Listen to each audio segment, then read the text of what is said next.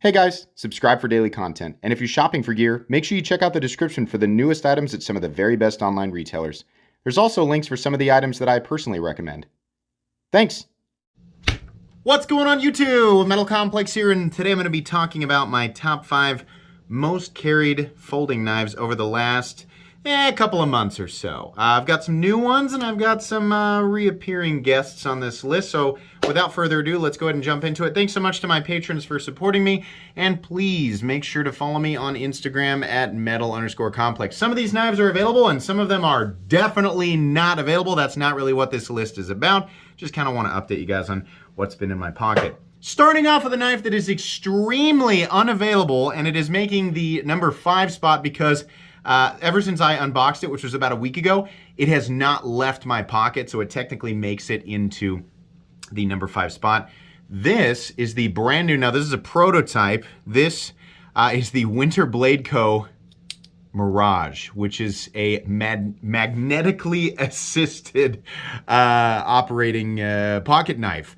There are 10 prototypes in existence. I have no idea if or when Brian Nadeau is going to actually put these into production. I would assume that he plans to. I believe these are going to be manufactured, at least this prototype was manufactured by Bestech. This differs if you remember the factor. It's the same idea, except the magnet is already sort of pushing on the blade, so as soon as you pull this down, the magnet releases it. Now, the magnet's not strong enough to get it to deploy with it straight up, right? It's close, but you kind of need to hold it this way. You can also operate it using that little thumb slot thing there. It's just beautiful. You just pull down on it, and then you sort of whip it closed. This thing is awesome. Brian Nadeau is a mastermind. I think, you know, he mentioned in his notes that this, to his knowledge, was the very first magnetically assisted opening knife, and I think he's right. He's the only person, to my knowledge, currently working with magnets. Maybe there's somebody else here that I don't know. But this is some of the most amazing stuff that we have seen in the knife fold. This is titanium M390. The blade is super thin behind the edge. It's just been a joy to cut with. And, you know, guys, I'm a regular guy. I don't go out and I don't baton things. I'm not like, you know, prying open bomb shelter doors with my knives or anything like that. I'm cutting open packaging, right? I'm cutting open Amazon stuff, cutting open boxes, right? I'm not doing anything crazy with my knives, just day-to-day stuff, right? This is a joy to carry. I love that he's almost got titanium. It's like titanium, but then he's almost got like carbon fiber liners, right? It's really cool, and the lock is very strong. This has just been a super sturdy and awesome knife, and it's so fun to play with that little magnetic assist there. It's just really cool. The fidget factor on this thing is off the charts. This will likely contend with the number 1 spot on this list for the first time in a very long time. The number 1 spot on this list I've been carrying like almost exclusively for a very long time, but we finally have a contender here, so expect to see this one back probably next month. Moving on here, a knife that I very much enjoy that is very much available, and it's just been great. This is the Sencut Sachse. I think the name is for whatever reason harder for me to pronounce. This is a very inexpensive button lock, and it's one of the best value button locks on the market. This particular one, G10, I like it, right? It doesn't glow, it just looks, it's just the natural color of G10 before they dye it. We have a very nicely ground, I believe it's a 9CR 18 MOV blade. This guy has thumb studs and a flipper tab, which is just great. It's just a really simple knife profile. I think these things come in at like 45 bucks. I'll make sure and link it right down in the description if you want. Nice full steel liners that have been milled. It's just a nice, simple, compact carry that just operates exactly the way that you want it to. It's really, really easy to manipulate. You know, sturdy enough lock, great cutting geometry, just good all the way around. Really, really one that I enjoy, and I'm sure that many of you actually right now are enjoying this very same knife. I think it's a pretty popular one. Moving on here, one that I carry a little bit more, and it's just because of how much more I was impressed with this after I got a newer version of it, and that is the Miguron Velona. This is the one that has the updated, I don't know if the geometry is updated, but the cutting edge, the factory cutting edge was much better, and these are also in 14C28N now. I love how this thing just shreds through stuff. The longer blade, it's not, I took this thing out and cut up, not a whole bunch. I mean, it was like 1 or 2 boxes that I cut up the other night.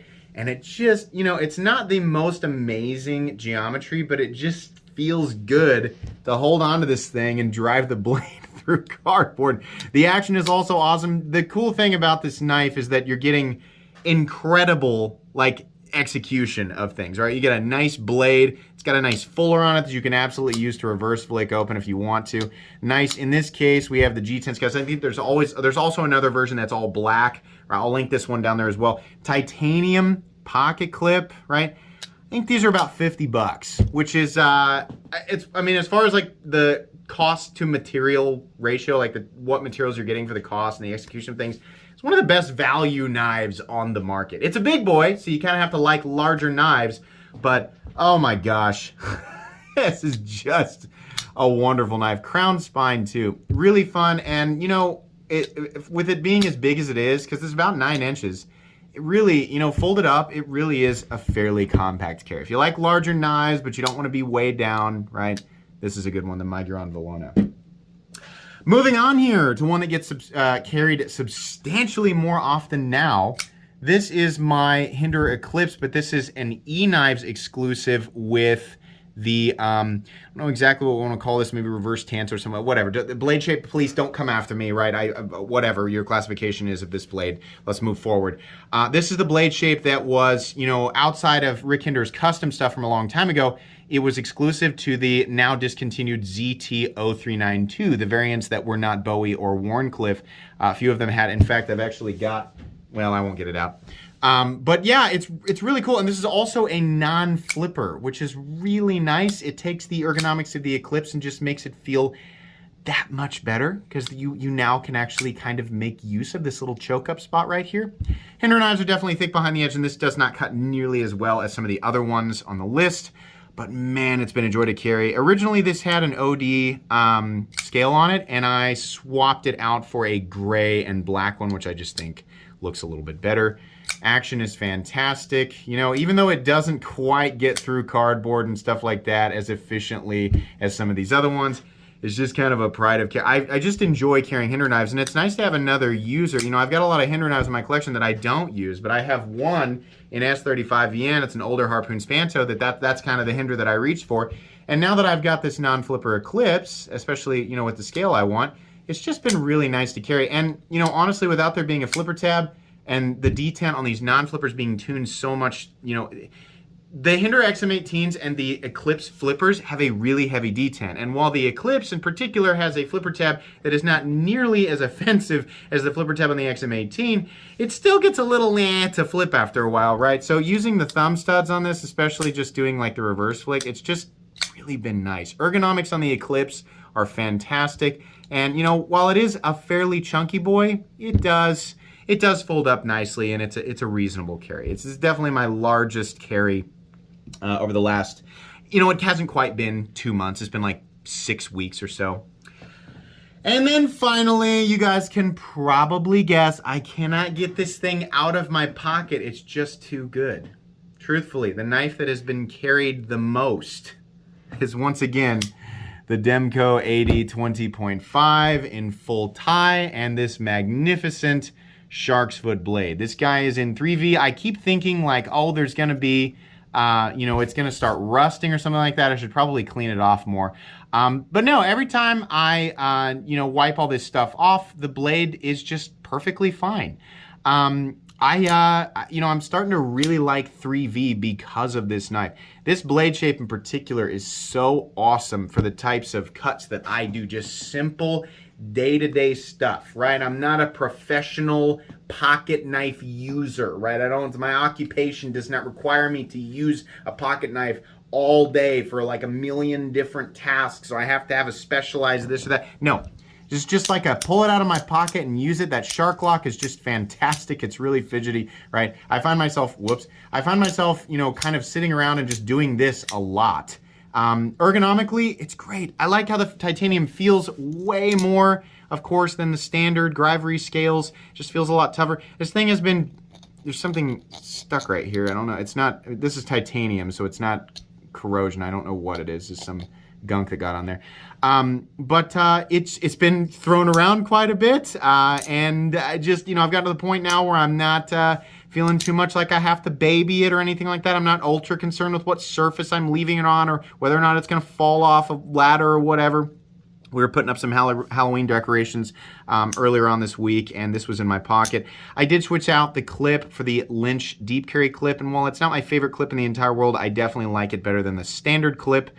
Yeah, this has just been fantastic. And you know, I have not had to adjust this thing since day one. It really has stayed completely and totally solid. And you know, at some point it's gonna need a new edge, but truthfully, right now, let's see if I can actually still slice paper with it. It'll, you know, it's doing the trick for like just breaking down cardboard boxes and stuff. I don't keep these things, you know, it's still doing an okay job. It definitely could use, it definitely could use a bit of a strop, right? But it will, you know, what it is basically right now is it's still a sharp wedge. This has definitely seen a lot of cardboard. So, really, really enjoying this. Cardboard is actually, if you didn't know, cardboard is for people who are like, oh, if you're just using it for cardboard, you're not really using it. Actually, cardboard is one of the toughest things on a blade. It's got clay in it. Cardboard will break your blade down, absolutely. So it actually is a great way to kind of test and see how different blade materials are going to interact, cutting, you know, common daily stuff like cardboard, for sure. It's also seen zip ties and some other things like that, but really enjoying carrying that one. So again, the one that was carried the most was the Demko AD 20.5. Then we have the E-Knives exclusive Hinderer Eclipse non-flipper with that awesome reverse tantoy sort of blade shape. And then we have the, of course, Miguron Velona. We have the Sencut Sachse. And then finally, we have the prototype, sure to be carried much more often, the prototype Bladeco Mirage. So that's going to be pretty much it today, guys. Short and sweet. Like I said, I will link these two at least right down below. Well, this guy actually is available. Absolutely. In fact, I'll definitely link this guy right down below as well so you guys can check it out. It's expensive, but holy crap, is it worth it? And you can also get it, my other one here, the smooth scale version. You can also get it in smooth scale if you don't want the texturing. Please make sure to follow me on Instagram at metal_complex. If you enjoyed this video, leave a like. If you'd like to check out my other content, I do of course have lots of videos of knives that are either expensive or inexpensive that I do or don't like, so check those out. And if you enjoy all my content, go ahead and click on that Metal Complex logo right there and subscribe because there's definitely more coming. Thanks again for watching, everybody, and have a great day.